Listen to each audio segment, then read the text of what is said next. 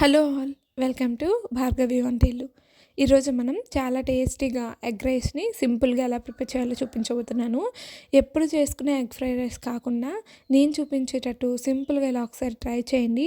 Lunch బాక్స్లోకైనా, పిల్లలకి లంచ్లోకైనా, డిన్నర్లోకైనా చాలా బాగుంటుంది. మరి ఈ రెసిపీ కోసం స్టవ్ మీద ప్యాన్ పెట్టుకొని ప్యాన్లో 1 టేబుల్ స్పూన్ వరకు ఆయిల్ని యాడ్ చేసుకోవాలి. ఆయిల్ యాడ్ చేసుకున్న తర్వాత ఆయిల్ వేడెక్కిన తర్వాత ఒక ఒక 5 వెల్లుల్లి రెబ్బల్ని చిన్న చిన్న పీసెస్లా కట్ చేసుకుని యాడ్ చేసుకోవాలి. ఇవి వేగుతున్న టైంలో ఒక చిన్న ఉల్లిపాయని కట్ చేసుకుని యాడ్ చేసుకోవాలి. ఉల్లిపాయ కొంచెం సాఫ్ట్ అవుతున్న టైంలో ఇంకొకసారి బాగా కలుపుకొని ఇందులో ఒక 2 పచ్చిమిర్చిని కట్ చేసుకొని యాడ్ చేసుకోవాలి. పచ్చిమిర్చిని కూడా యాడ్ చేసుకున్న తర్వాత మీడియం ఫ్లేమ్లో పెట్టుకొని కాస్త ఫ్రై చేసుకోవాలి. మీడియం ఫ్లేమ్లో పెట్టుకొని ఇలా ఫ్రై చేసుకోవడం వల్ల తొందరగా ఫ్రై అయిపోతాయి, మాడకుండా ఉంటాయి.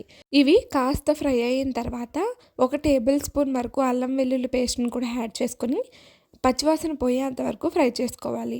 మీ దగ్గర ఫ్రెష్ది ఉంటే అది యాడ్ చేసుకోండి, టేస్ట్ బాగుంటుంది. నా దగ్గర లేదని ఇన్స్టెంట్ది యాడ్ చేస్తున్నాను, అయినా సరే టేస్ట్ బాగుంది. పచ్చివాసన పోయిన తర్వాత ఒక చిన్న టమాటాని చిన్న చిన్న పీసెస్లా కట్ చేసుకుని యాడ్ చేసుకోవాలి. నార్మల్గా ఎవరైనా ఎగ్ రైస్ కానీ ఎగ్ ఫ్రైడ్ రైస్ కానీ చేసేటప్పుడు టమాటోని అస్సలు యాడ్ చేయరు, కానీ టమాటోని యాడ్ చేస్తే టేస్ట్ చాలా బాగుంటుంది. ఈసారి మీరు చేసేటప్పుడు ఖచ్చితంగా ఒకసారి టమాటోని యాడ్ చేసి ట్రై చేయండి, చాలా బాగుంటుంది. ఇవి కాస్త వేగిన తర్వాత చిటికెడంత పసుపు, 1/2 టేబుల్ స్పూన్ వరకు కారాన్ని యాడ్ చేసుకొని పచ్చివాసన పోయేంత వరకు ఈ విధంగా కలుపుకోవాలి.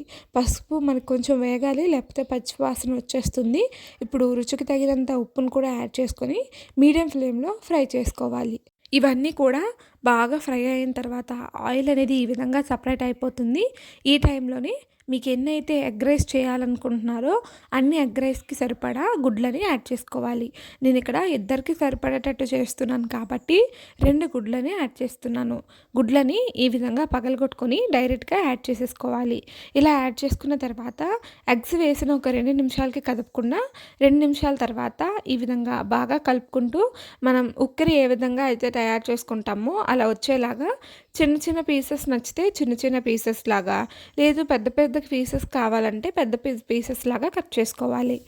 ఈ విధంగా మీడియం ఫ్లేమ్లో పెట్టుకొని కొంచెం సేపు కుక్ అయిన తర్వాత మళ్ళీ ఒకసారి పీసెస్ లాగా కట్ చేసుకోవాలి.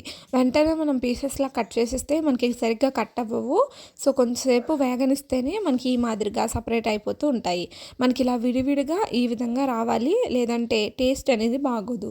ఇప్పుడు ఇందులో 1 టేబుల్ స్పూన్ వరకు సోయా సాస్, 1 టేబుల్ స్పూన్ వరకు వెనిగర్ని కూడా యాడ్ చేసుకొని ఒకసారి బాగా కలుపుకోవాలి. ఈ సాసెస్ అనేది మీ ఇష్టం అండి, మీ దగ్గర ఉంటేనే యాడ్ చేసుకోండి, లేదంటే స్కిప్ చేసేయచ్చు. ఇప్పుడు ఈ విధంగా కలుపుకున్న తర్వాత 2 కప్పుల వరకు రైస్ని యాడ్ చేసుకోవాలి.